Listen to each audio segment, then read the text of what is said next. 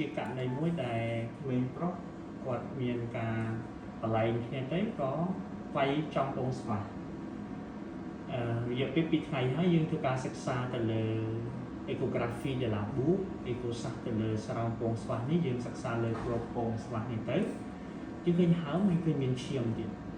គឺមានការហូរឈាមចេញពីគ្រាប់ពងរបស់គាត់គេហៅពងស្វារបស់គាត់ជួយយើងសិក្សាលើ Doppler ទៅលើសរសៃឈាមយើងឃើញសរសៃឈាមនេះគឺចាប់ខ្លាំងដោយសារតែមានសញ្ញារលាកនៃគ្រាប់ពងរបស់គាត់ជាងយើងធ្វើការសិក្សាទៅលើគ្រាប់ពងរបស់គាត់ពងស្វាហ្នឹងយើងវាស់ទៅយើងឃើញថាទំហំនេះគឺមានការហើមបាទមានការហើមគឺ31/20 មីលីម៉ែត្រទៅលើពងស្វាអាស្ដាំយើងក៏ធ្វើការសិក្សាទៅលើផ្លូវពហុតកាមគេហៅ epididyme ពីនេះយើងឃើញមានការហើមខ្លាំងតែក្បាលនៃ epididyme នេះយើងឃើញឡើងក្រាស់9 មីលីម៉ែត្រហើយទូខ្លួនរបស់ epididyme នេះក៏ហើមដែរកន្ទុយនៃ epididyme នេះក៏ហើមដែរពីព្រោះ epididyme ជាផ្លូវពហុតកាមដែលមានក្បាលមានខ្លួននិងកន្ទុយគឺរលាកទាំងស្រុងតែម្ដងពងស្វានិង epididyme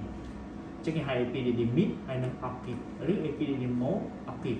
ហើយមិនតែប៉ុណ្ណោះគឺយើងឃើញរលាករហូតដល់ពូពងស្វានេះពូពងស្វាហើយធម្មតាគឺចាប់ចុះមកដល់ពងស្វាគឺមានពូគេហៅថាកោដុំ spermatic គឺរលាកឡើង infiltration ឡើងហើមអស់ហើយ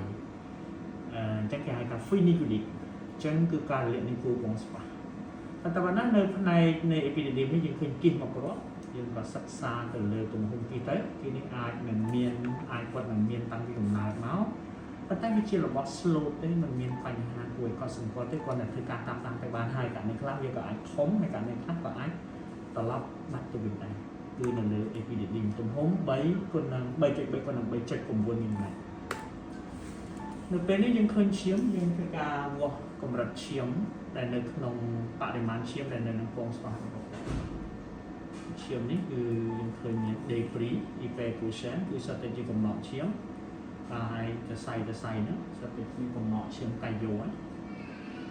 ចឹងប៉ុណ្ណឹងយើងធ្វើការវាស់វែងទៅសរសៃឈាមគាត់ឡើង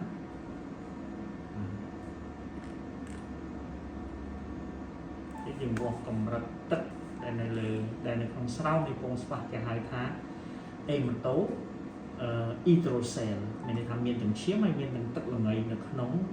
ផ្ទះនៃពងស្វារបស់គាត់ទៀតផងកម្រិតឈាមនិងទឹកល្ងីនេះគឺ 18.2 មីលីម៉ែត្រ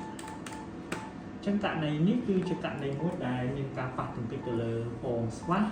ការហូរឈាមមានឈាមដក់នៅក្នុងផ្ទះពងស្វាមានរលាកពងស្វាមានរលាកទៅលើ epididyme ហើយនិងរលាកទៅលើពូនៃពងស្វាបាទខ្ញុំជាវិជ្ជាបណ្ឌិតឯកទេសរូបភាពវិទ្យាសាស្ត្រនិងវិទ្យាសាស្ត្រពេញសិទ្ធិបាទសូមអរគុណ